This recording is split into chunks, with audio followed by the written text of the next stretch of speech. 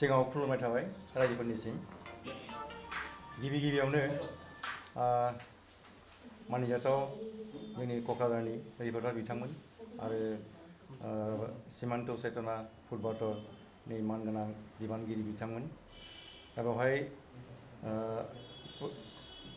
फंनैसो खोथा आं बुंनो सानदों बेनो जाहैबाय थांनाय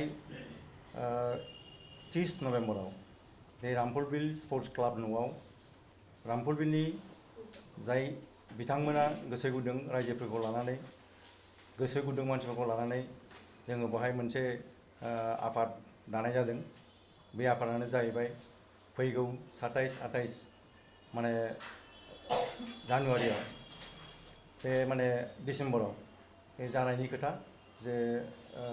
स्पर्ट्स जानायनि खोथा बेवहाय बेखौ दैदेननो थाखाय बेखौ मोजाङै सालायलांनो थाखाय जोङो बे आफादाव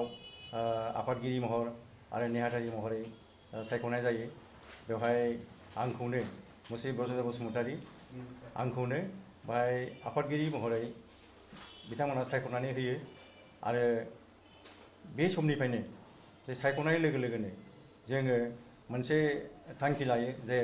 बे खेला धुलाखौ जोङो ओइ दिनखालि 27 आरो 28आव मोजाङै दैदेनलांनो थाखाय जोङो राफोद जानानै थायो आरो बेवहाय गोबां जोंनि फरायसा बा फुटबल माने सिमनानि गेजेराव 20 किल'मिटारनि थानाय सिमनानि गेजेराव जोंनि गथ' गथायफ्रा बेवहाय फैनानै गावनि नामखौ थिसननो हागोन आरो गावखौ बेवहाय खारनाय बारनायाव बाहागो लानो हागोन आरो बेनो जोंनि थांखि बिथांमोना जाहाथे ओइदिनखालिनि स्पर्ट्स गेलेनाय समाव बाहागो लाफैयो बेखौनो आं बयखौबो खावलायो दा बेवहाय जोंहा मोनसे बुंनांगौ बाथ्रा दङ बिथांमोनहा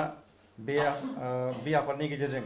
जोंनि रामफलबिल स्पर्ट्स क्लाब माने लांगोनायाव बाय माने खारनाय आरो दिन्थिहैगोन आरो बेवहाय देरहानाय जेननाय थागोन आरो बेवहाय आं बुंनो लुबैदों जे साफ्रोमबो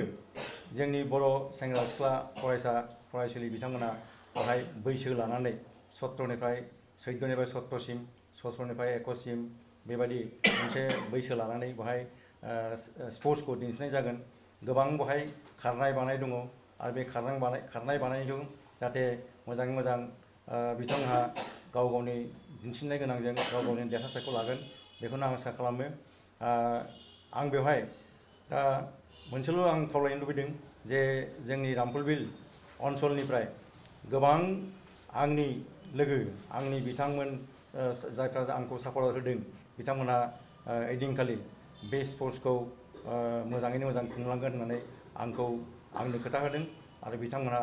बे समाव बयबो ओंखारबोजोबनानै बे खेलाखौ मोजाङै मोजां दैदेनगोन आरो जाफुंसार होगोन होननानै आं सानो एसेनोसै